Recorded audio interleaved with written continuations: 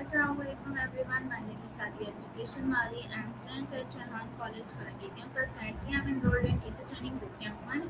So today we will talk with Maya and we will discuss about exploring the future of augmented reality. So let's start.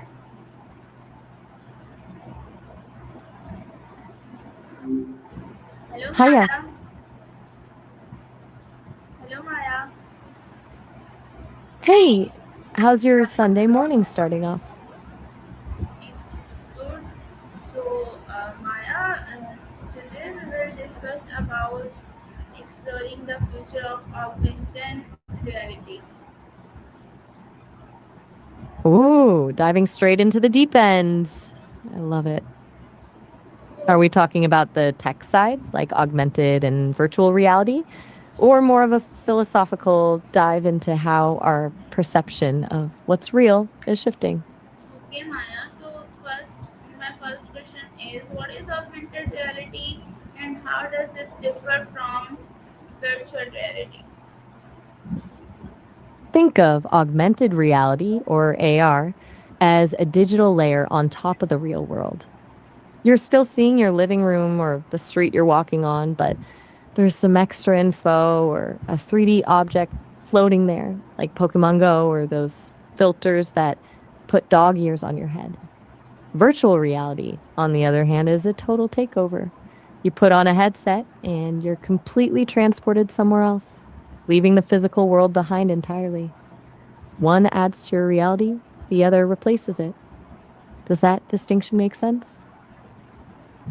Okay, Maya. So how is AR already being used in our daily life, and what industries are benefit the most from AR today? It's actually sneakier than people realize because it's already in our pockets. Beyond the fun stuff like filters, think about how many people use Google Maps with that live view feature where arrows literally float on the street to show you where to turn. That's AR in the wild. To, as for industries, healthcare is a huge one. Surgeons are using AR to overlay digital. Then you've got retail, like when you can place a piece of IKEA furniture in your room using your phone to see if it actually fits before you buy it. Manufacturing and logistics also lean on it heavily for hands free assembly instructions. I've heard there are some wild new developments in how AR is being used for education too. Do you think having that kind of tech in classrooms would actually help students learn or just be a distraction? Okay, so Maya, how can AR transform the future of education and learning? Imagine a history class where you don't just read about ancient Rome, but you actually walk through a digital reconstruction of the forum while standing in your classroom. It turns passive learning into an experience. Instead of looking at a 2D diagram of a human heart in a textbook, a biology student could manipulate a 3D holographic heart, zooming in on valves and watching blood flow in real time. Makes hands, it makes the abstract feel tangible. Then there's the accessibility side. AR can provide real time translations or visual aids for students with different learning needs, leveling the playing field in a way that's never really been possible before. I wonder if this would make teachers feel more like guides than lecturers. Do you think that shift in the classroom dynamic would be a good thing? So, what role can AR play in healthcare and medical training? In medical training, it's a total game changer because it lets students make mistakes where they don't actually hurt anyone. Instead of relying solely on cadavers, which are limited and expensive, students can practice complex procedures on high fidelity 3D overlays. It's like having a flight simulator, but for the human body.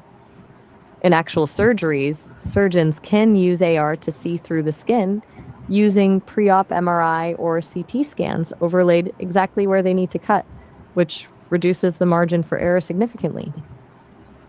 I've read that it's even being used to help nurses find veins more easily for IVs by projecting a map of the vasculature directly onto the patient's arm. It's wild how it turns the invisible into something visible. Do you think we'll eventually get to a point where AR is standard in every single doctor's visit? Okay, so how is AR changing the shopping and e-commerce experience for customers, and can AR improve workplace training and employees' productivity? How? For shopping, it basically kills the will this actually look good on me anxiety. You've probably seen virtual try ons for glasses or makeup, but it's expanding into full fashion now, where you can see how a fabric drapes on your specific body type. It turns your home into a fitting room, which means way fewer returns for the companies and less frustration for you. On the workplace side, it's all about eliminating the manual.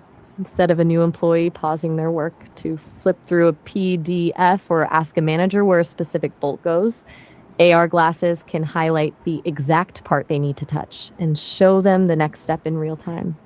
It cuts down on training time and mistakes because the guidance is right there in their line of sight. It's basically giving every employee a set of expert eyes repay to guide them.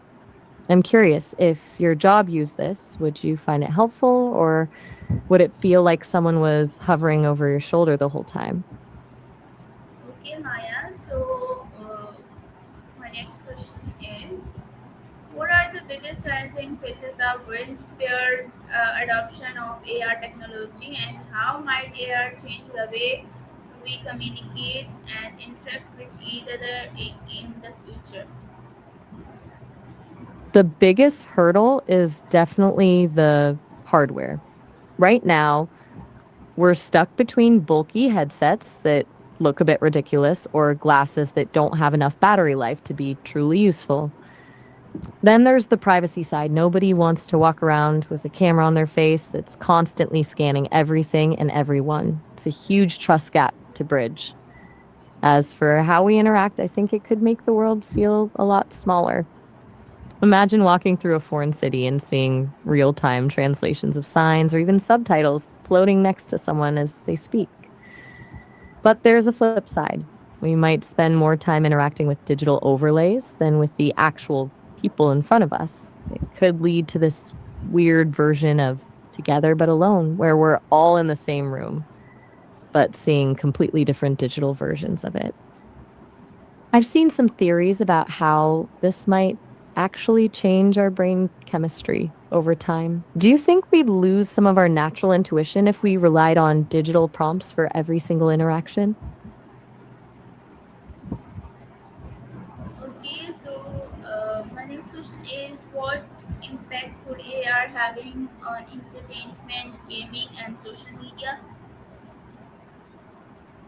Gaming is where this is going to get really wild because the entire world becomes the game board. Instead of sitting on a couch staring at a screen, your living room could turn into a dungeon or your neighborhood into a battlefield.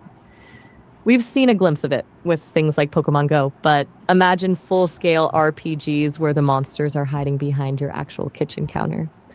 For entertainment, think about live sports.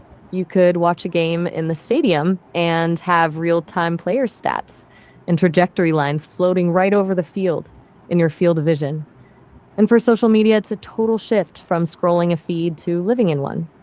You could leave digital sticky notes or memories at a specific physical location for your friends to find when they visit that spot. It turns the physical world into a shared social canvas. Do you think that would make social media feel more human or just more intrusive? Okay, so how can business use AR to improve customer engagement and marketing, and what privacy and security concerns are associated with augmented reality? For businesses, it's all about moving from telling a customer about a product to letting them experience it. Think about a makeup brand letting you try on 50 different lipstick shades in 10 seconds without ever touching a sample, or a car company letting you customize the interior colors of a vehicle while it's sitting in your driveway. Creates this instant emotional connection because the product is already in your world, not just on a screen. It turns marketing into an interactive game, which is way more engaging than a traditional ad. But that's where the privacy nightmare kicks in. To work well, AR needs to constantly map your environment and track your eye movements. That means companies could potentially know exactly what you're looking at, for how long, and what's inside your home. There's also the risk of digital graffiti or people overlaying unwanted or malicious information onto physical locations without permission. It's a bit of a trade-off between extreme convenience and total surveillance. Do you think most people will just accept the privacy risk if the tech is cool enough? Okay, thank you so much, Maya. You're so welcome. I had a blast diving into the future with you. Whenever you want to explore another rabbit hole, I'm here. Thank you. Anytime. Thank you so much, all of you, for listening me and watching me. Allah Hafiz.